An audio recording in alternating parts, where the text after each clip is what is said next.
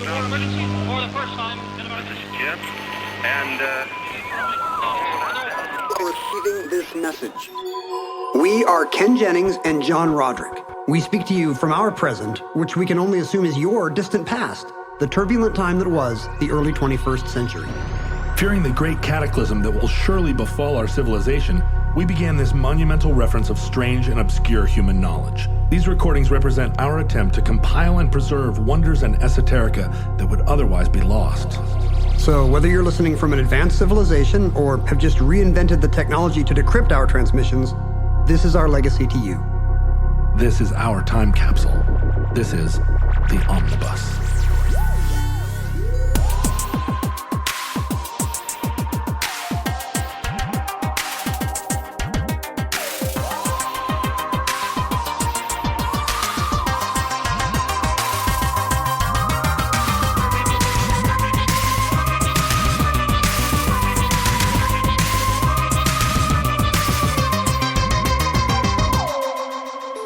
You have accessed entry 363.HE1017. Certificate number 28975. Dissociative Fugues. If we talk for too long, I'll forget how we started. And next time I see you, I'm not going to remember this conversation. I don't even know if I've met you before. Fugues. I'm in one right now. You're in you think you're Scandinavian, apparently. Dissociative Fugues.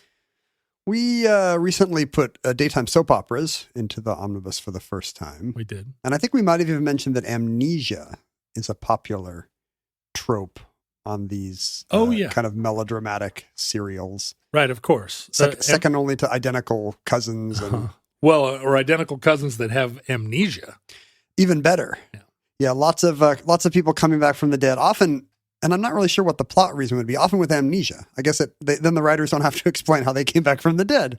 They can just say, I don't remember. Amnesia is real, right? That's what I always wondered, because it seems so fascinating when you would read accounts of it in, whether you'd see a soap opera or a spy novel or something. But it seems like something you could fake, too. It seems so unlikely. Yeah, that's kind of... Oh, I don't remember. That's kind of central to our story today is... to what degree is this deceptive, self-deceptive? Because these are questions that have been asked about different kinds of amnesia for a long time. Have you ever had the experience of, having, not forgotten something, but having one of these kinds of blackouts of, non-addiction related, but just coming to and not knowing where you are, having forgotten a day or a time or something bad or? Well, no, when I first, the something bad type of thing, who knows, maybe I was molested by aliens 50 times, but you still have not remembered. They successfully made me think that it was just my owls turning to pillows. We can recover those memories now if you want. I would rather not. Here, I'll make some alien sound effects. Click, click, click, click, click. No. No, the only things I've had, after I started taking bipolar medication, people in my family would say things like, well, when we were out to dinner with, Beth Ann, and I would say, I haven't been out to dinner with Beth Ann for 15 years. And they would say, here's a photo. We went out 3 nights ago. And I would say, what are you talking about? Is that a side effect of the pills you were taking? Well, so I went online and was like, so does bipolar medicine make you have no short-term memory? And of course, there was a message board full of lunatics. Does anyone else? DAE. and some of them were like, yes. And then they recommended a medicine, over-the-counter medicine, called NAC. And NaCl? Not NaCl, NAC. And I bought some and started taking it. And did Beth Ann suddenly come back to you? Well, I've never forgotten another dinner with a friend that I didn't remember. And then I talked to my psychiatrist and was like, well, I'm taking this off book NAC. And he, either because it's true or because psychiatrists don't want you to ever think of something that they didn't think of. Right. Hey. He said, oh yeah, that stuff is, fine. I recommend that all the time to people. And he's like, I'll Google it later. So anyway, so now I take NAC every day to keep myself from forgetting dinners. But I also feel like my family gaslights me enough that maybe They all got together. Maybe there is no Beth Ann. Maybe I have, maybe none of it exists. You're going to spot Beth Ann in a store, and it's going to turn out to be the actress they hired to play Beth Ann, and you're going to have like a Hitchcockian affair with her. She's going to have no memory of it either, but that's because her twin actually did it. I'm starting to get to the age where like things that I thought I would, just having similar experiences, but without any drugs, just with being a dummy. Like, no, we haven't seen that movie, Mindy. And then like 90 seconds in, I'm like, oh, we watched this actually. Yeah. Not even that long ago. Yeah. And I used to just kind of count on having the kind of memory where that didn't happen. But for some reason, I don't know why, I'm not on Twitter except I just peek. I peek. That doesn't count. Peek. And I saw that everybody's talking about Chris Pine. And I couldn't figure out why, so I went and tried to figure out why just briefly. I didn't really care. And I still couldn't figure out why. But somebody on this thread was saying, oh, he was in a movie with Jeff Bridges that was really good, even though his other movies are bad. Hell or High Water. Yeah, and I was like, I have no idea why I'm reading about Chris Pine. It's not a thing I'm interested in. Why is he a meme now? But this Hell or High Water movie sounds interesting. And so last night I was like, I'm going to watch that Hell or High Water movie. And then I had totally seen it like just a couple of years ago. It is a good movie. They say that a lot of that with aging is just because now you're a person who's seen 3,000 movies. 3,000 Jeff Bridges movies. When you were younger, you were a person who had seen 3 Jeff Bridges movies tops. And you could say, well, this is not Tron or Fabulous Baker Boys. So It must be a new one. There's just more going on in your head now. I say that so often. This is not Tron. Every day of my life, I get behind my car and I'm like, you know what? Once again, this is not a light cycle, and it sucks. It sucks. Why? When will this ever be a light cycle? I do feel like there's a master control program going whoa, whoa, whoa, whoa, whoa all the time. Those are the aliens that you're remembering. Oh, right. I have actually had the experience of coming to and not knowing where I was or how I got there. What? And it's a very unpleasant, disorienting thing. Well, where were you and how did you get there? I was in a hospital. It's not that fun a story, honestly. Oh, no. But this is my own experience with amnesia. When I went to move to college, my family moved to Singapore, where my dad had a job for Oracle. Are you sure? Or he said he did. Yeah. Maybe he was like, Ken's away at college. Quick. Yeah. I don't think so, because they let me come visit, crucially to the story. So, he had enough miles from his job that he could fly me home on Christmas break or whatever from school. So occasionally I'd visit my family there, and they were living in an apartment complex by the highway in beautiful, verdant, equatorial Singapore. So it's, hot and steamy and muggy, and it's surrounded by beautiful green jungly trees full of monkeys and sometimes I think big fat snakes. Did they make you leave your bubble gum at the gate? Oh yeah, don't take your gum. Mm-hmm.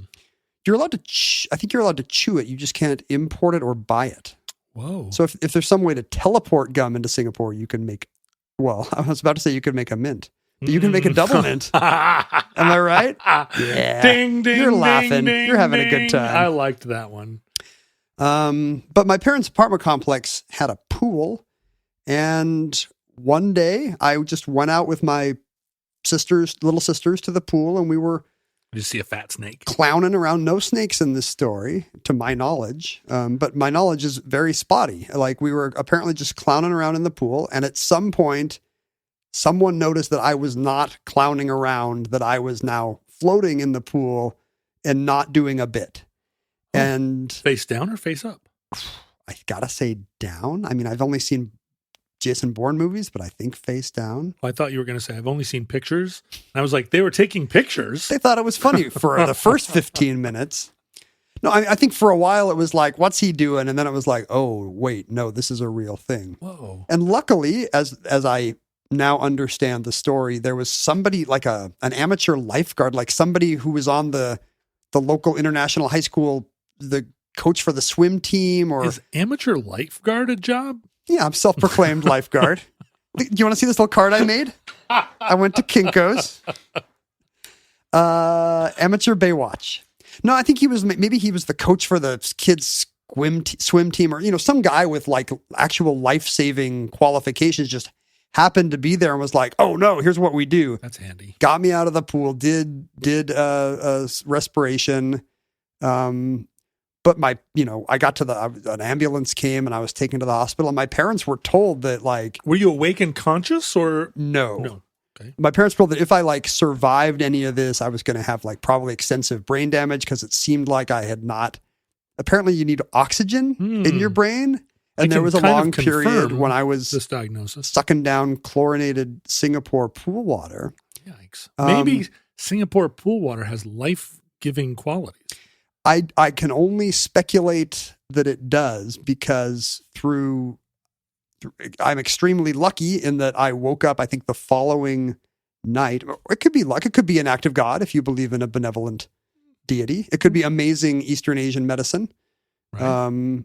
I'll keep a little running tally over here. But I woke up in the hospital the following night, and I had no memory of the previous day. I suddenly... Because you were unconscious the previous day. Well, even the parts of the day when I was conscious, me getting up in that morning, doing whatever I did, saying, hey, let's go down to the pool.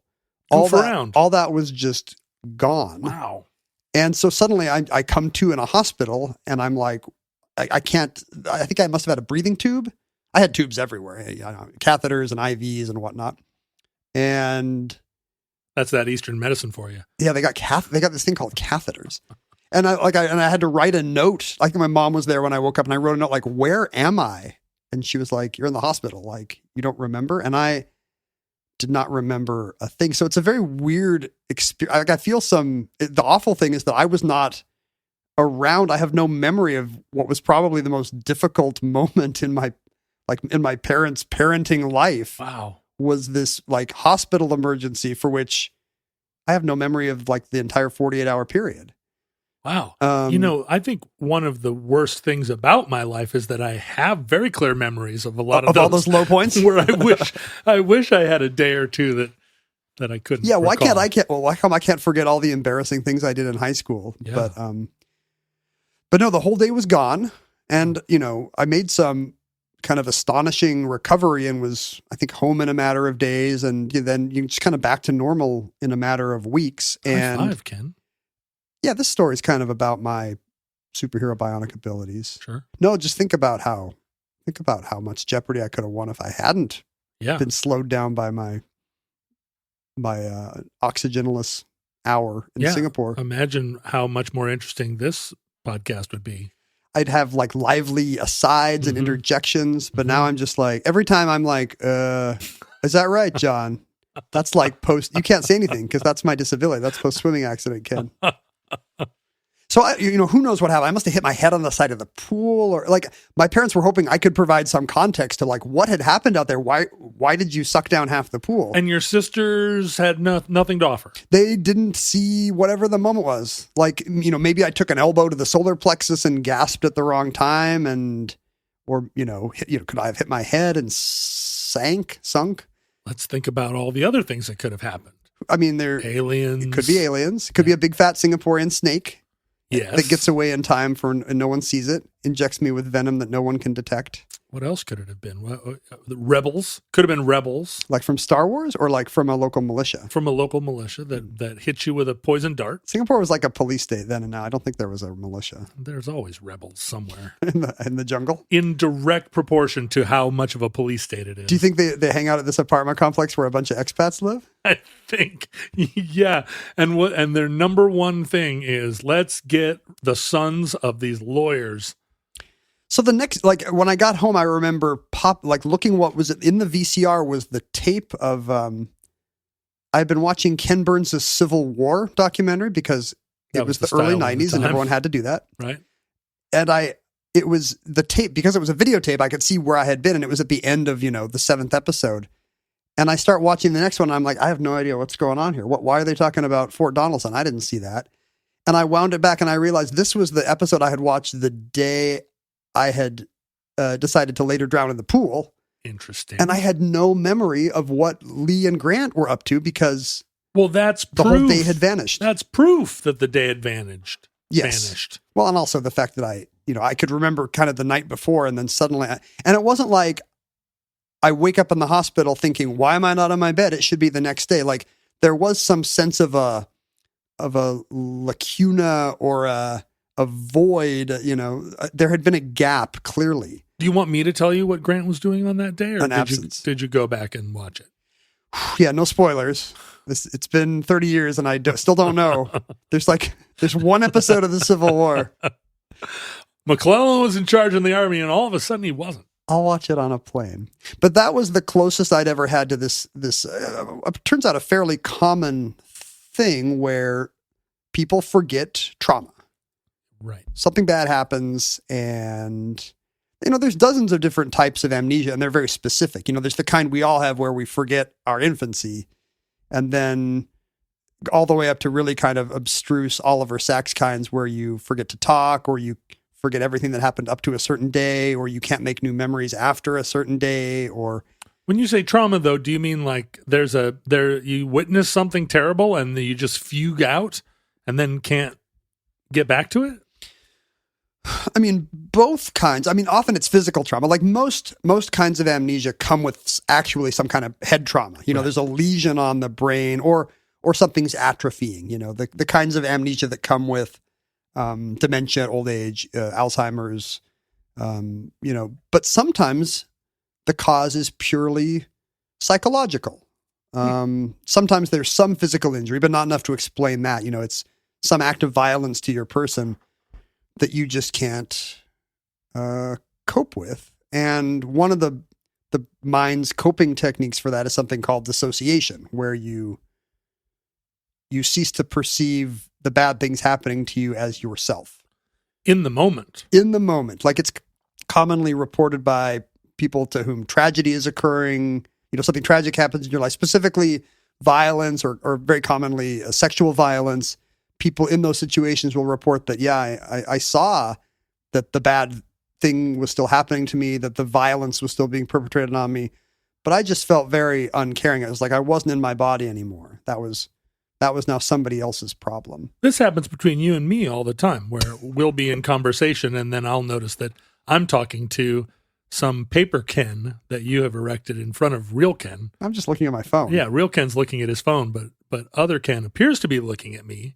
Well, I was thinking about that. Like this kind of dissociation seems like something that happens mildly to people every day, where we just kind of step away from the things that make us uncomfortable, but maybe I shouldn't be claiming, maybe that's a totally unrelated phenomenon and is not what trauma victims experience. I don't know if it's a different thing or if it's qualitatively different. For example, when I first went on TV, and I would read people saying, mean things about me, like, oh, when's that guy going to lose? Nerd. When's that nerd going to lose? Jeopardy's not fair. Why is he wearing brown slacks? Does he shop at Men's Warehouse? You did. I guarantee it. But I remember one of the immediate something I came up with. One of my immediate responses was just to be like, well, they're talking about some guy on TV. I would immediately kind of dissociate in a way where they're not taking it. I'm not going to take this personally because that's not me. That's somebody else. God, I wish I had that ability. I have needed it a lot. And I'm the opposite. I'm like, oh, they're just talking about general middle-aged white dudes. And I take it super like, oh, that's me. Hey, don't say that about that's me. So, but maybe that's a different kind of thing. But anyway, it's super common to dissociate when you have something hard to deal with. But the severe, the very bizarre and severe case we're going to discuss today is not common at all. The dissociative fugue state that can result in severe cases where for hours or even for months in some cases, for years in a few cases we're going to see, people lose basically all of their self, all signs, not just memory, but all signs of their own individuality at all. They don't have their personality anymore. So this happened to a friend of mine. Is that right? A friend of mine's wife. I got a phone call from him. This is probably a dozen years ago. He said, my wife just suddenly stopped being herself, had no recognition, of us. She's in the hospital now and has she's not present. And for a couple of days, I talked to him a couple of times a day. He's just sitting by her bed, and she's gone. And talking to all the doctors, they're just like, is she responsive but doesn't know where she is, or yeah, and just sort of in a like weird days and a panic sometimes. And unfortunately for my friend, she totally ran their lives. Right, she was the one that knew where all the silverware drawers were in the kitchen, and my friend was like, "I'm completely incompetent here without my wife to handle this situation for me." Well, that's not the main effect No. of her having this trauma, is that he had to learn how to do the dishwasher. Well, no, but he didn't even know how to handle the situation. Yeah. And the doctors were, after 2 days, were like, this is probably how she's going to be. Wow. And he, this may surprise you, went online and read enough about it that he said to a different doctor, "Can we try this?" And that doctor was like, "Can't hurt," and did some sort of treatment. You don't know what it was. I don't remember what it was. And she reappeared and doesn't remember a thing. Doesn't remember anything from the interval During that whole period. Yeah. And what was it? Days? Weeks? it was, like several days. Wow. And to the point that the doctors were like, this is the new normal. Like, you're just going to have to care for her in this state going forward. Come on. Yeah. Find new doctors. And it was just it was some sort of other treatment, like, try this. They threw up their hands right away. Try vitamin C. Try, has she ever seen The Simpsons? And she's been just completely fine and normal ever since. And I think it was something like a bacterial infection or something. It was horrifying. It was terrifying for me. I know her well. And that's the real point of the story, how terrifying it was for me. Yeah, at first I thought it was going to be a story about the helpless husband. No. Not about the woman who has just lost her whole selfhood. Where's this guy going to find out where she keeps the dryer sheets? Yeah. So it was phenomenal. I think about it all the time because what? Yes. Like, this kind of touches on a few of the discomfort of the doctors in dealing with it, I think, is something we're going to discuss, because we don't like this idea that our self can just go away, for not just because it shows up the fragility of our own futures, but also just because what it says about what is consciousness. Yeah. How could it be all gone? Like, who am I if it can turn off like a switch? But the person's And still what here, replaces it? Yeah. walking around, Yeah. And then also just the fact that she returned having no knowledge of the interval, just like, me coming to in the hospital and having forgotten a day. Often the problem with diagnosing dissociative fugue is it doesn't get diagnosed until the person returns. They kind of wind up going through kind of a zombie version of their life. And, unless those close to them pick up on it, sometimes they don't realize till they snap back, and all they know is they have lost a day or a week or an hour. And they don't know how to think about that. I mean, I know a lot of people that do that on drugs or drunk. Well, right. 3 days gone and no recollection. And where are their shoes and how did they get to this motel? Yeah, dissociative fugue is kind of mimicking that kind of a blackout, although apparently it can last months or years in rare cases, which is generally not true of a... Are you talking about alcoholism? Because yes, it can. Alcoholism can, but the blackout will generally not encompass months, right? No, but It'll come and more. go. Yeah. I mean, the reason why this is possible, I used to watch, fictional accounts of amnesia, and I'd be like, well, this is bogus. This guy doesn't know his name, but he knows the president's name. Like, he's faking. How would that even work? Yeah. Like, or like, I guess what I thought was like the author is faking. Like, this is a plot device. This can't be a medical thing. But in fact, that kind of memory loss is very possible because there are multiple kinds of memory. We have episodic memory, which is autobiographical, things that we remember happening to us in our lives. But there's also semantic memory, which is factual stuff, just knowing that Sacramento is the capital of California. That part of your brain is pretty big. of one's brain or of my brain in No, particular? your particular brain. That's the part of your brain that amazes everybody, right? Maybe that's why I can't remember which movies I've seen, because it's getting crowded out by state birds. And How could and you stuff. possibly remember that Sacramento is the capital of California? Almost no one knows this. It's a little known trivia.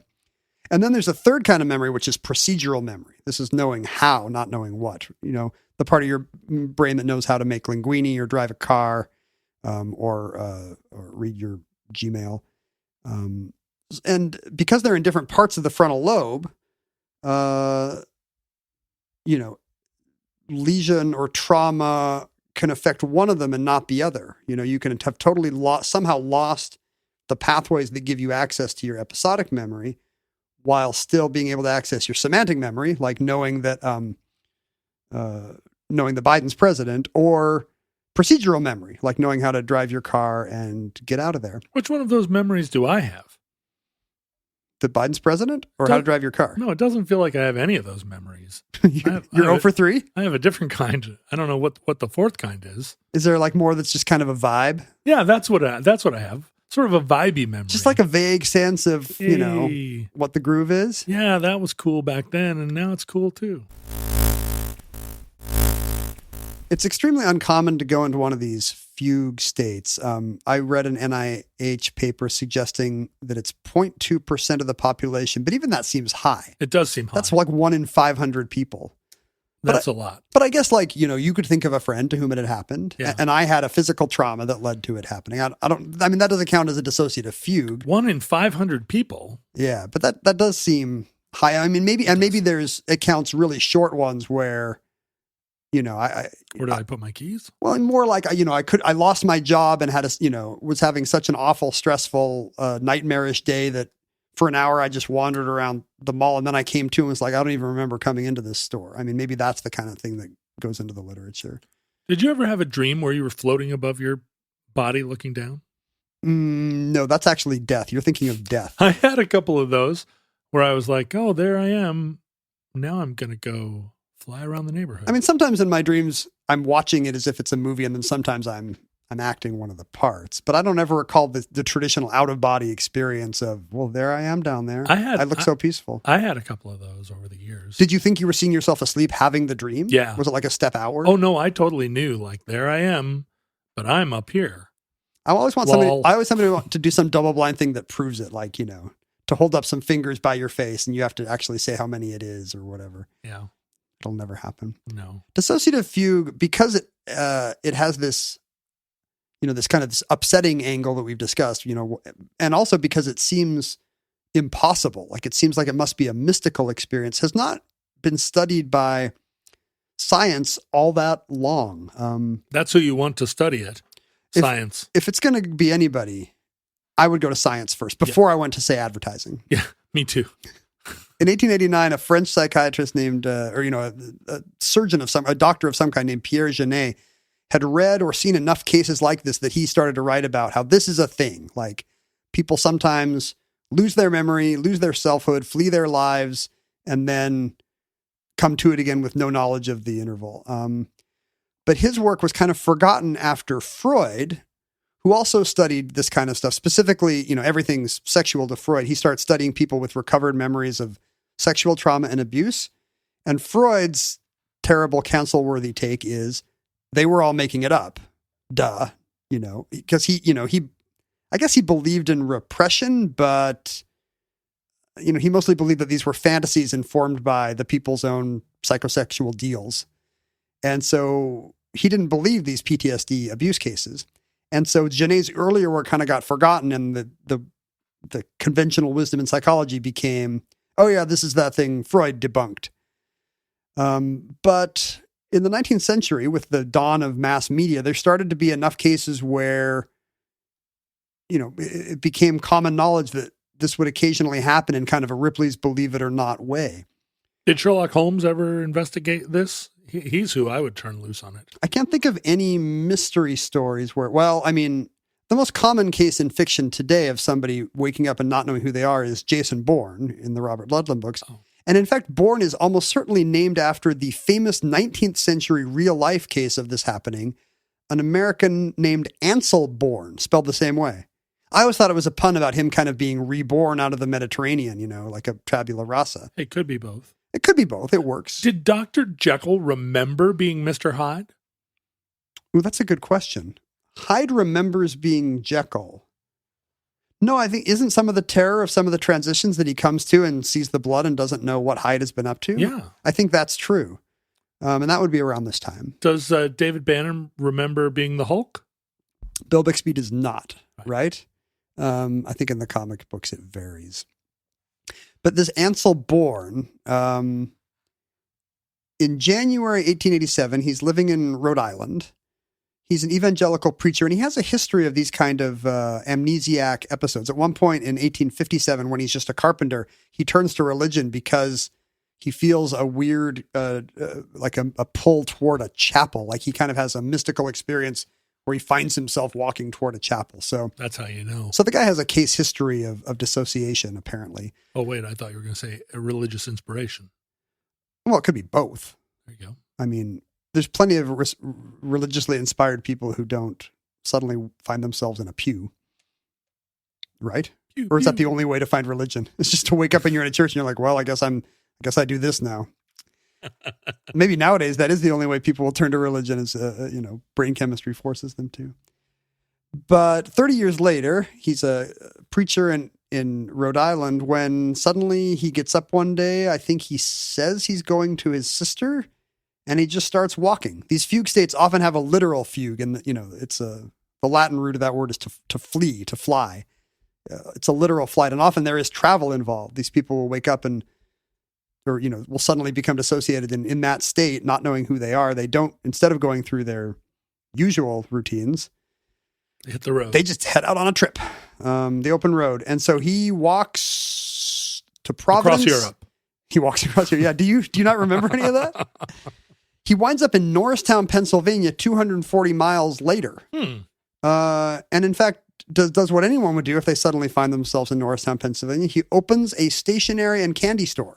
Right. And lives, I think, for a matter of months as confectioner and stationer Albert J. Brown. So he's lost his prior life, but is still conscious and conversant. Yeah. I mean, he apparently has the wherewithal to find out how to open a store in a city he's never been in. Yeah. Did he have some money in his pocket? Must have. Or got to buy that first bit of candy. It seems hard to get a bank loan when you just, maybe back then you could just be like, I'm Albert Brown, I'm new in town. And they would not say, do you have any proof you're not Ansel Bourne from nearby Rhode Island? And he would say, nope. And then I think a few months later, just one morning, he is knocking on his landlord's door saying, excuse me, sir, could you tell me where I am? Because suddenly he has clicked back to being Ansel Bourne and he is alarmed to find himself in a strange house in a strange town with a strange stationery store. Now, how does this differ from multiple personalities? So, what we used to call multiple personality disorder is now called dissociative identity disorder. Also exceedingly uncommon and really nearly almost certainly confined only to cases of childhood trauma, specifically childhood sexual abuse is often what leads an adult to dissociate, is having a repressed trauma like that. Because that seems also to be a soap opera subplot. It's real but rare. You switch over to a new personality. Sometimes each one does not have knowledge of what all the others have been doing. Sometimes there is one kind of I can't remember what the name is, the overarching parent personality that kind of manages all the systems. The book Sybil, which kind of brought this to the popular attention, was based on a real case study. Accurately enough that people who knew that woman read the book, a bestseller, and were like, oh, this is Margaret, or, whatever Sybil's real name was. Oh, weird. In that case, it's rarely, the thing about a fugue is it's like a switch that turns off and then at some point back on, or on and off, depending how you think of it. Whereas identity disorder is a dial switching between a bunch of people, but there's a ton of overlap. Where one of you thinks that Frodo is nice and one of you thinks that Frodo is trying to steal the precious. Do you think that's, oh, I see. Yes. Gollum is a two-person case study in dissociation for sure. Ansel Bourne's case came at a time when people did not think this could happen. And so people were eager to study him. No less than they didn't doubt him. There is always doubt in these cases. William James, the famous psychiatrist, took him seriously and hypnotized him and felt like, what we need to do is integrate your two people. What will heal you will be to find Ansel Bourne and Albert Brown and make you one person with memories of both lives. Albert Bourne. Ansel Bourne, Albert Brown. But if you put them together, it's Albert Bourne or Ansel Brown. I don't know which I would go with. They're both good. They are good. I mean, he chose the same initials, which is good for eventual identity integration.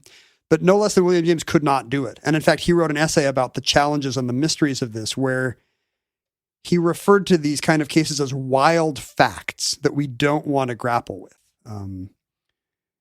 And we find threatening. And that seems to be true because as cases pop up, if you read the New York Times for the next 50 years, you will see the occasional case that exactly follows these contours. The Minnesota reverend who vanishes from his home and months later comes to realizing that he's joined the Navy, despite the fact that in his old identity, he had never even been to the seaside.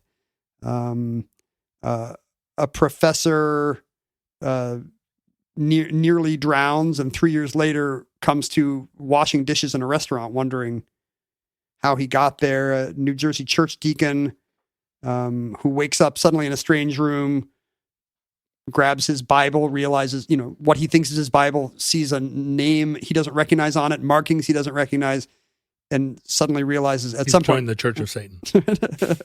Yeah, maybe it's a different denomination. Do the Methodists brainwash you? Realizes it's been 4 years and he's lost them all. So when they switch over, they don't remember their other life, but then when they switch back, they have no recollection of where they've been. That seems to be the most common case. And there's something eerie about it. It seems more like a fairy tale or a ghost story, or maybe even a Kafkaesque nightmare or a South American magic realist novel than anything that could really happen. So it was treated more lightly than you'd expect in the psychiatric and psychological and therapeutic literature. Wouldn't that suck if you had a Groundhog Day experience and then you came back and didn't remember the piano? You spent 3 years learning it. You're a great piano player now, and you can't remember. What if you have a successful stationery store in Norristown, Pennsylvania? When you come to, you just return to your normal life and your original family, and all the customers are like, "Wow, this has been closed all week. What happened to I wanted to go buy some penny candy." You mentioned the assumption, which you seem to have immediately, that some of these could be hoaxes. And that I'm not blaming you for this. No, I only think that because whenever I have committed a crime and I'm about to get caught, my first thought is, maybe if I just pretend I have amnesia. It's a get out of jail card. And it's often accompanied with a flight across state lines, which is what we would often do if you had a... Yeah, it hasn't worked yet. Maybe you haven't done it often enough? Maybe I'm living a separate life and I did it successfully when I left my old life. Maybe, what's the biggest gap in your life you can't account for? Is it possible you have a secret family waiting for your return in Iowa? No, I can remember every damn second of it. Well, so wait a minute. When you're working at your stationery store and somebody says, "What was your childhood like?" What do you say? Are you just working at the stationery store and you're like, "Well, I don't remember anything, but I'm fine with that"? Well, I was reading the accounts of a doctor named Richard Lowenstein who works for a trauma disorder ward somewhere in Maryland, who seems to have more firsthand experience, and enough that he's the expert that gets quoted on high-profile media cases of this sort. And he says that when you confront people, when you diagnose people while they're still in the fugue state, not the people who have come to and are like, "Wait, what happened to the last year and a half?" But the people who are still obviously fuging, and you try to nail them down, they are very slippery. They're evasive. They'll be responsive, but you can't really pin them down. They almost seem like absent people. They don't have a personality in a lot of the cases he's dealt with. And so that becomes very difficult to try to engage with them because you're giving them the Dunning-Kruger test and they're failing. Like they're not a person in there. But he also says they will be still often, they'll be functioning people. They'll be purposeful, logical, sometimes even to an extreme. They will be fixated on a certain goal or motif or something that seems confusing to rational thought.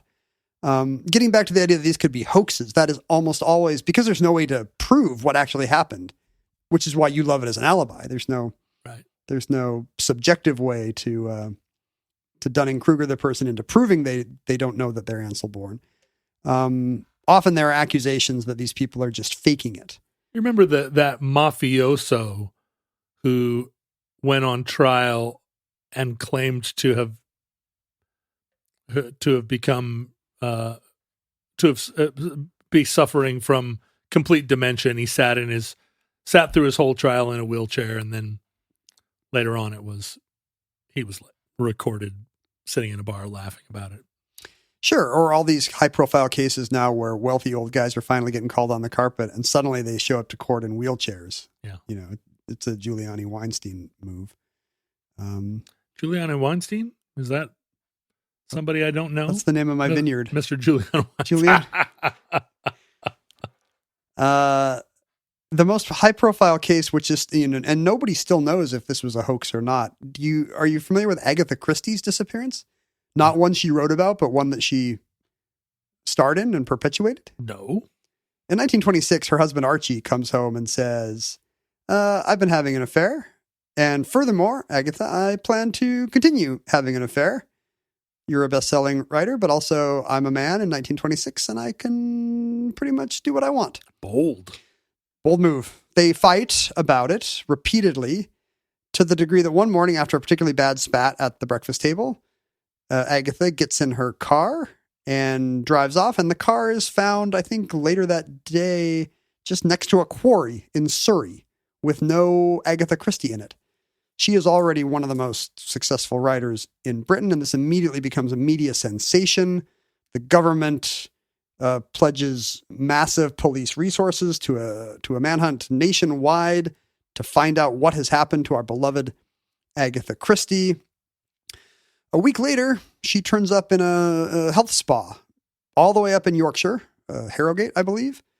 She has signed in on the register, the hotel register, as Neele, which is Neele, which is actually the last name of her husband's new fling.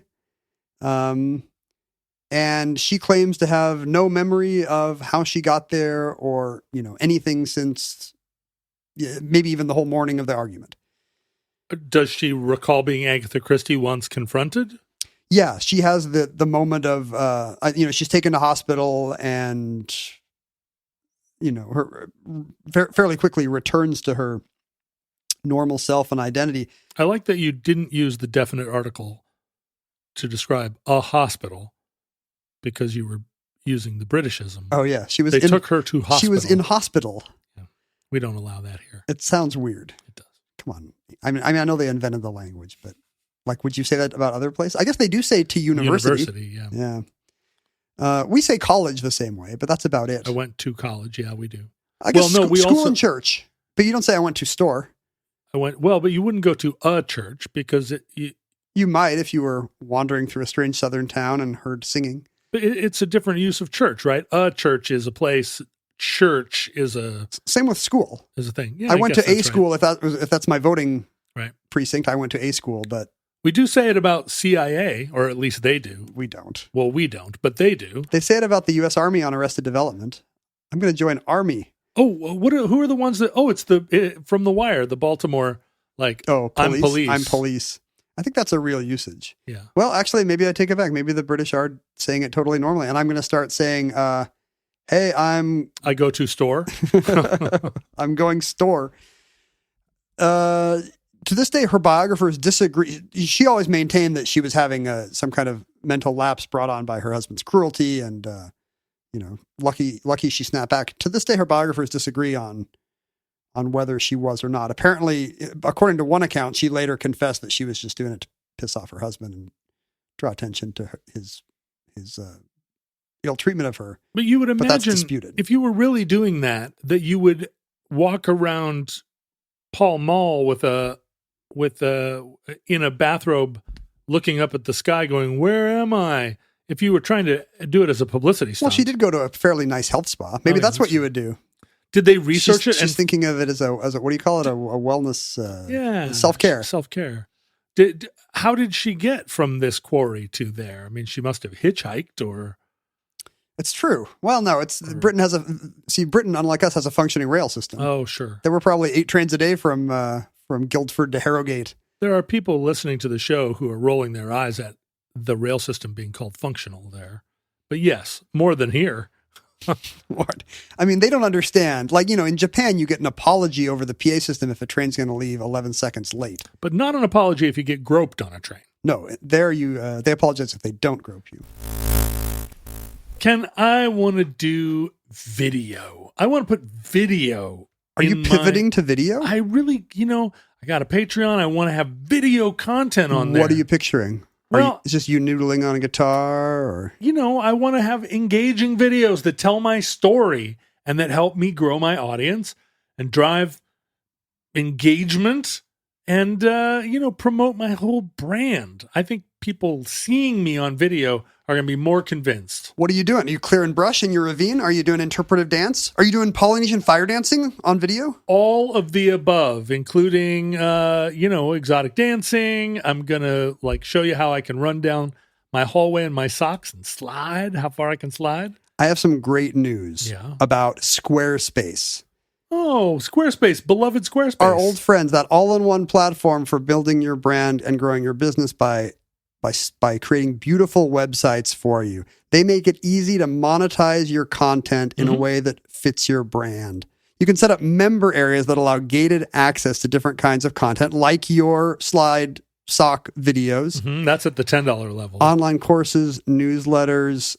You are going to be monetizing the heck out of your fire dancing in no time. Well, memberships kind of fit with what I do, but what if I had a friend that just wanted to sell their products a la carte? Same thing. Squarespace has templates, easy to use templates that'll help you sell physical or digital products. All the tools you need to start selling things online. Well, I'm going to head to squarespace.com/omnibus for a free trial. And when I'm ready to launch, I'm going to use the offer code OMNIBUS to save 10% off my first purchase of a website or domain. Are we allowed to do that? Are we allowed to use our own 10% off code? Oh, probably not. Also, I already have 2 Squarespace websites, so I'm not going to need that. Well, let's tell the people. You, unlike John and I, you are eligible. Go to squarespace.com/omnibus. Thank you to Squarespace for supporting the Omnibus Project. Often these cases do begin with trauma, although in some of the high-profile ones we're going to discuss, the trauma seems to be either inner or unknown or, lost to the mists of time. I was reading one case story about a Nigerian medical student who, in his moment of dissociation, he looks up from the table where he's studying and he sees a human skeleton at the table next to him, reading and grinning at him. And that's the moment where he knows things are going off the rails. But in a lot of the cases we read about in the media today, there's still a lot of mystery. The case of Benjamin Kyle, we don't know what the trauma is because there's fully 20 years unaccounted for in his life. Do you remember this story? A man turns up in a dumpster behind a Burger King in eastern Georgia. I do not remember this story. Well, neither does he. Sorry, maybe that's a little unkind. He has no idea who he is or where he comes from. It's difficult. Once he gets out of the, I'm sure Burger King sends him to a hospital, but once he's discharged for having no symptoms except for a lack of identity, he finds that it's very hard in America without a social security number to get a job of any kind. Apparently not, because he'd been living for 20 years without it. That's the thing. How do we know it was 20 years? Well, we don't know so there's going to be 20 years between the trail growing cold, which I will get to in a moment. So he spends, years kind of bopping around between homeless shelters. He can, enough doctors take interest in him that he can tell them what he pieces together. And some of it seems to be places where his episodic memory and semantic memory overlap. For one thing, he is precisely certain that he was born 10 years to the day after Michael Jackson, or before Michael Jackson. Okay. Which would be a very specific day. I believe it's August 9th, 1948 or something like that. So he has a birthday. Under hypnosis, he can produce the middle 2 digits of his social security number, for example. That doesn't help. Doesn't do a whole lot. Well, does it work as a locator? Yeah, I think he has the first digit and the fourth and fifth, which is consistent with some of his other testimony under hypnosis. Again, places where factual memory overlaps with his own episodic memory. He knows specific things about places, like he knows things about Indianapolis and about Boulder, Colorado. You know, you can ask people, you know, things that come butt up against factual memory, like, well, what's the biggest grocery store in Boulder, Colorado? And under hypnosis, he'll say, and by asking him That's further, a weird thing to just trip upon. well, you got to, I feel like you got to try a lot of, you got a lot of dead ends, but by asking him that kind of a thing and narrowing it down, they find out that he can report about the Midwest and about Denver, the Denver area. And by getting even more granular, they can find out, which buses he remembers stopping at which places, or which magazines the library had subscriptions to. And then by calling those places, they can, it seems like a very fun kind of research. They can be like, well, this must have been between 1938 and 1946 because that's when this library subscription lapsed, but also it's when this store he remembers changed their awning from red to green. But he was only born in 1948, so now he's a time traveler as well? Well, it overlaps the period in which this library got them. I see. I'm sure they didn't think he was he was going to that library before he existed or when he was an infant. That's a fair point. But let's give them some credit. Sure. They would have known that as well. It does sound like a fun adventure because you'd come up with stuff, right? Not for him. Yeah, but yeah, for the professionals, I would love to be in on this. Yeah. DNA research, let's get to that in a second. It eventually becomes high profile enough a case, because it's so fascinating, all the detective work, that he shows up on, a current affair, or no, Dr. Phil. Dr. Phil has him on. Like, who can produce any evidence? He eventually he names himself Benjamin Kyle. Benjamin spelled a weird way with 2 A's, and he seems sure that that's correct. That's how he would, in fact, have spelled it. Benjamin with a final A instead of an I. Oh. But Benjamin Kyle can't hold down a job because of his lack of. And people start to petition the government, like, issue this poor guy a social security number, please, so he can get benefits and apply for work and unemployment. Finally, DNA testing comes to the rescue. The surveillance state helps us out here. His genetic markers match other people of specific surnames with such specificity that these genetic testers become convinced that he is a Davis or a Powell, or at least, his mother's maiden name, for example, might have been Davis or Powell. Davis Powell. That's a cool name. And this becomes enough of a clue to track this guy down. The Benjamin turned out to be fake, but he was in fact William Burgess Powell. He was indeed born 10 years to the day before Michael Jackson. Enough of his stuff is right on the money that you wonder why they couldn't find him. He was a guy who grew up in Lafayette, Indiana, later moved to Colorado. In 1976, he cut ties with his family after some kind of a blow up or other. And were concerned enough to report him as a missing person. Oh. So there was a missing persons case from a guy born in Indiana, moved to Colorado, and then went off the grid. And we can find accounts of him working restaurant jobs until about 1983 when the trail grows cold. But between then and 2004, there's no evidence of where he might have been. He was completely off the grid. From 83 to 2004. Moving from bed to bed, Burger King dumpster to Burger King dumpster. No evidence of him as a person. Whoa. And that's a situation that continues to this day. His identity is never returned. So he's still, by some measures, in this dissociative fugue state, being told about what his past self and none of that has jarred him in any way. Like, there's no, I did go to that high school, or... Yeah, I'm sure at this point he's returned to the, I think he was, as part of this TV investigation, I think Dr. Phil brought him back to some of these places, only to find little recognition from the guy.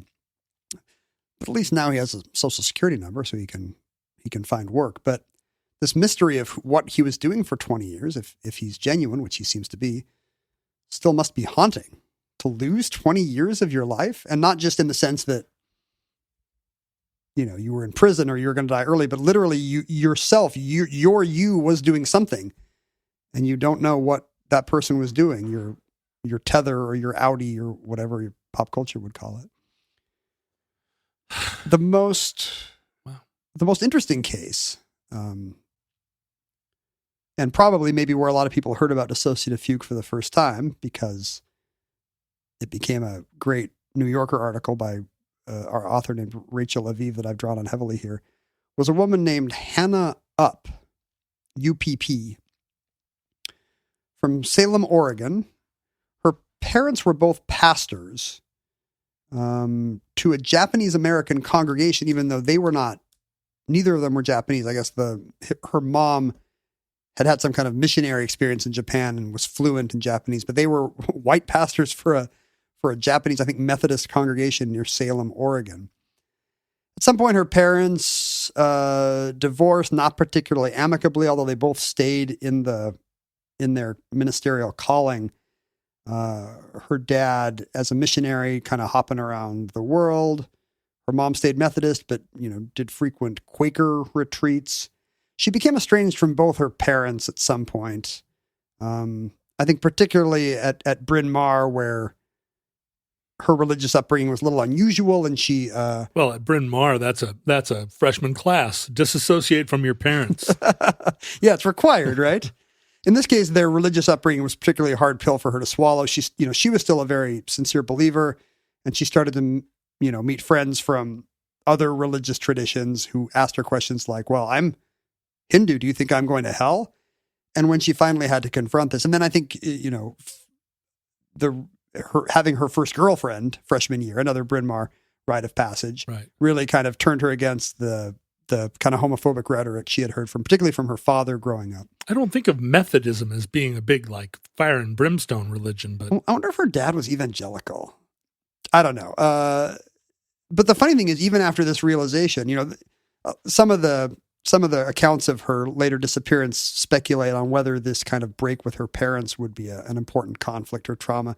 But she appears to have reconciled with both of them after her coming out.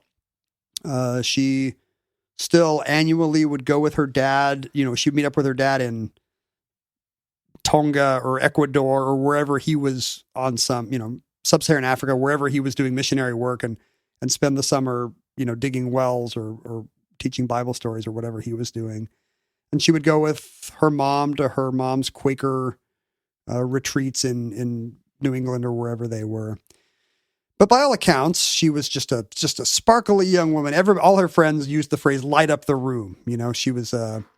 She kind of seemed to live in her own little world, which her friends called Hannah Land, where there were rainbows and unicorns and just a real ray of sunshine.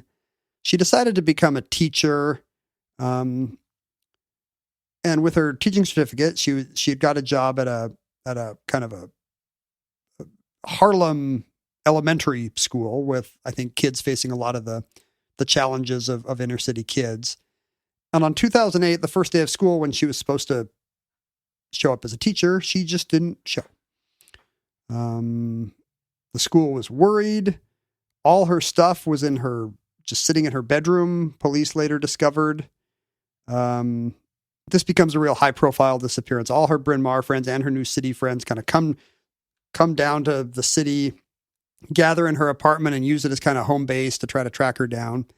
And the thing about having a dissociative fugue in New York City is you are always on closed-circuit TV all the time. Did people check in Hannah Land? With the rainbows and the unicorns? That's where I would have looked. She kind of was in Hannah Land metaphorically, because she starts turning up on CCTV camera footage all over the city. She's showing up in, on 5 different occasions. She's at, like YMCA type clubs where apparently she's going to shower. An Apple store sees her kind of wandering in and checking her email, apparently. Again, the kind of thing that would raise skeptics' questions about authenticity. But that could be procedural memory, semantic memory. Yeah, she remembers how to log in the same way that I can type my password with my fingers. But if you ask me what my password is, I'll be like, But your email address has your name in it. Presumably hers does too, right? Right. You have to imagine she's in such a confused state that she can kind of go through the shadows of her life, but in a kind of a hollow fashion. Mm-hmm. If you believe in her sincerity, I guess. She's seen at a Starbucks, but by the time her friends get there, she's gone out the back door. It just occurred to me that this is probably the basis for that TV show that Alia Shawkat was in, whatever that was called. The young group of millennials whose friend disappears. Search Party. Did you ever see the show Search Party? No. No. Is CCTV such a thing now that it happens in real time and you can be like, she's at the Starbucks, go! No, the police brought the parents the Apple TV stuff. I think the Starbucks might have been a first-hand report because their friends start putting up flyers all over Manhattan. Yeah, it just occurred to me, this is almost certainly the basis for this sitcom. And it gets to the point where people start asking her, hey, are you her? And she'll be, when confronted, she'll be very evasive. On the Apple Store TV footage, you can see somebody confronting her like, hey, miss, aren't you the missing girl from those photos? And you can immediately see her kind of kick into Hannah mode and be like, oh, no, you're thinking of someone else.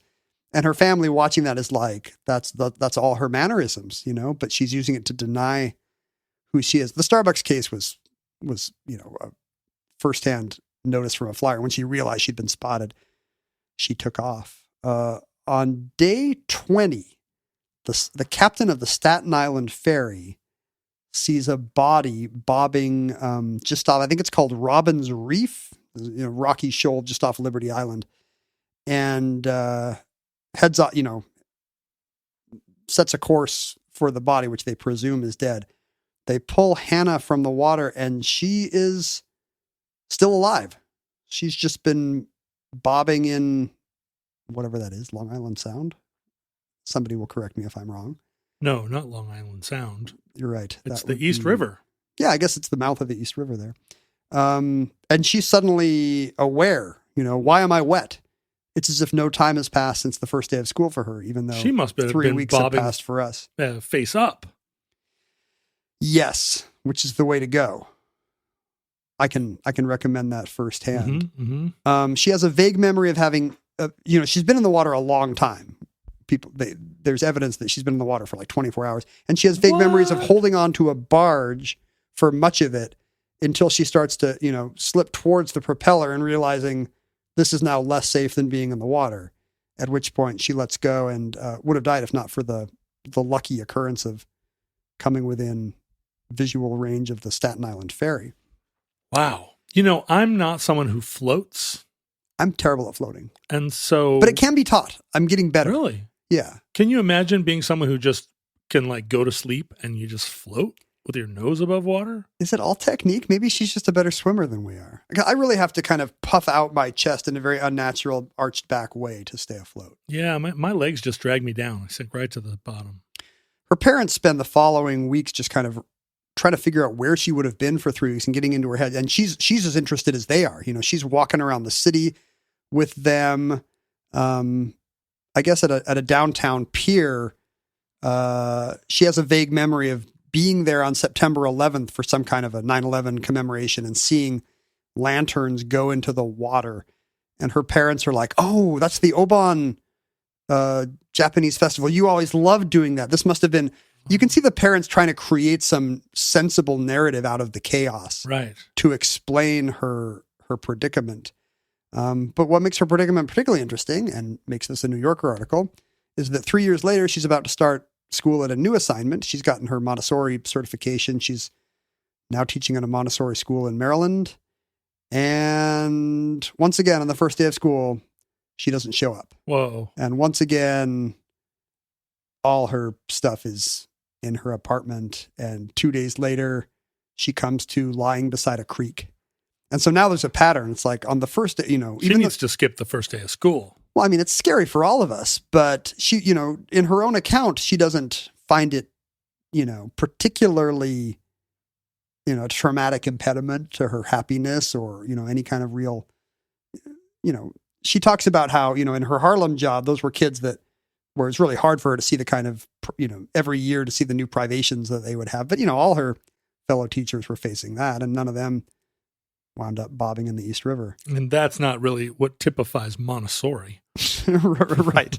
It's very different at her Montessori school. And it's always happening on the first day of the new year. And she keeps turning up by water. In this case, she kind of it's a dirty suburban creek that goes behind, between a housing development and some strip mall or something. It's not quite Liberty Island, but she turns up by water.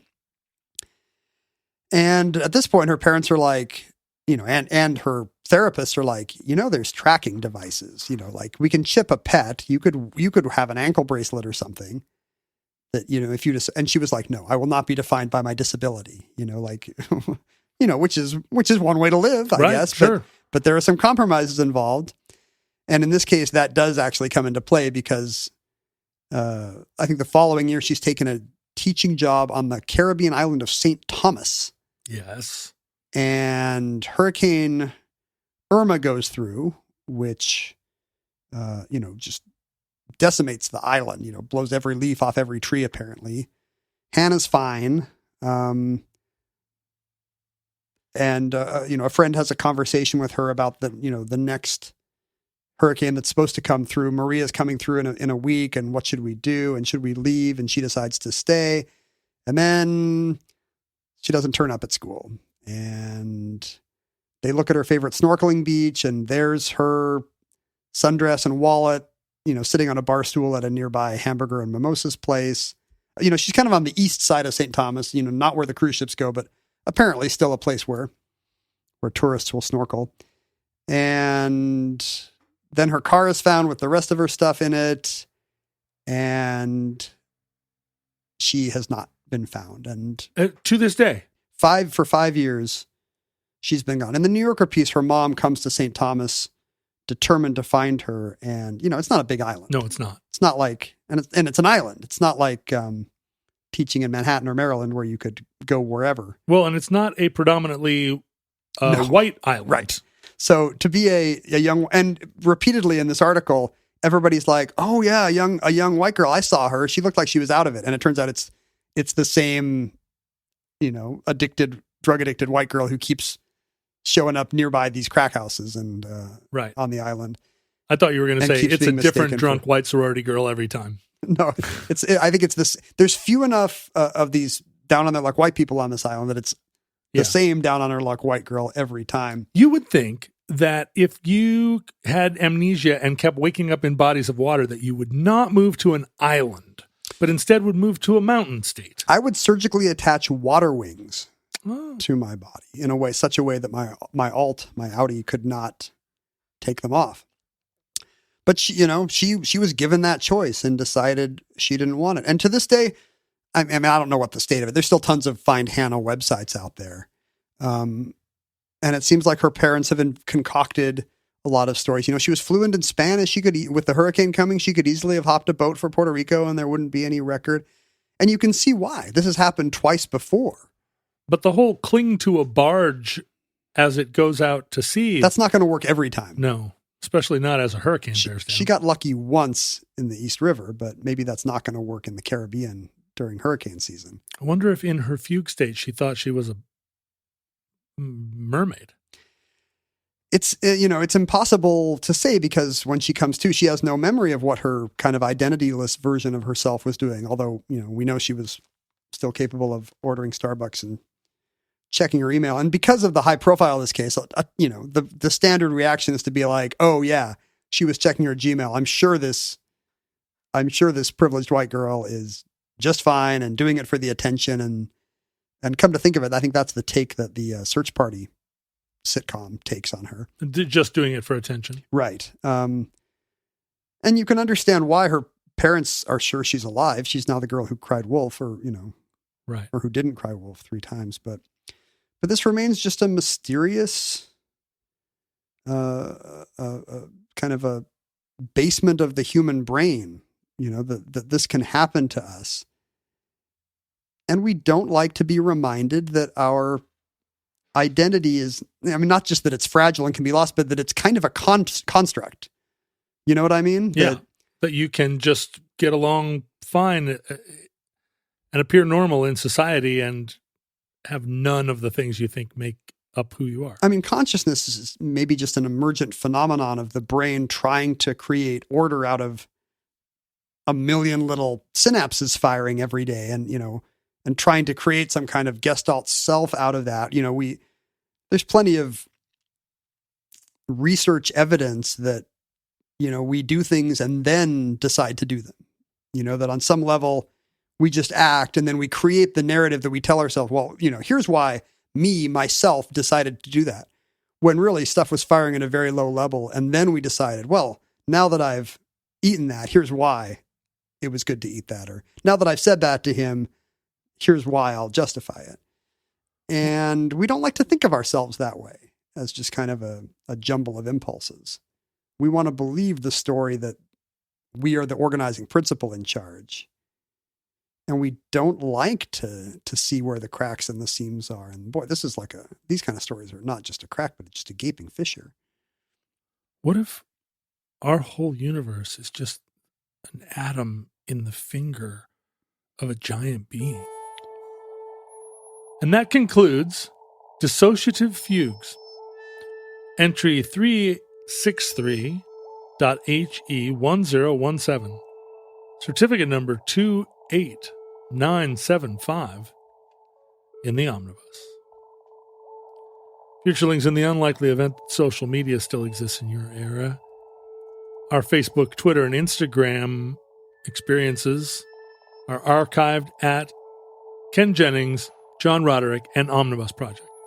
If Ken and I disappear, but are seen checking our Twitter replies, you can know that we have absolutely lost it, because there's no other reason to check your Twitter replies. If my tweets are actually funny, that's how you'll know. Something has gone terribly wrong. Yeah, I'm wandering around Manhattan in a new personality. You can email us at theomnibusproject@gmail.com. You can hang out with other Futurelings on the internet. And I bet if you hang out with them on the internet long enough, they might even meet you in person.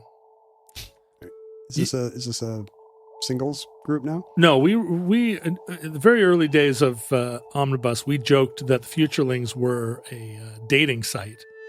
But the person that was managing our Facebook page at the time was very moralizing and objected to the idea that it was a dating site, vocally objected to it. Of course, we fired her, and now it's a sex party. Well, it's kind of a free-for-all. Yeah, anything goes. And the last person who tried to impose order was really like, you'll regret this, when we told him it was a little too tight a rein. His hands were a little too tight on the reins. And since then it's been just fine. Moose posts and mail truck posts all the way down. It turns out the occasional repeated post is worth it not to have some water cooler dictator whose head is turning into a big bulbous alien thing from all the power he's accrued in social media forums.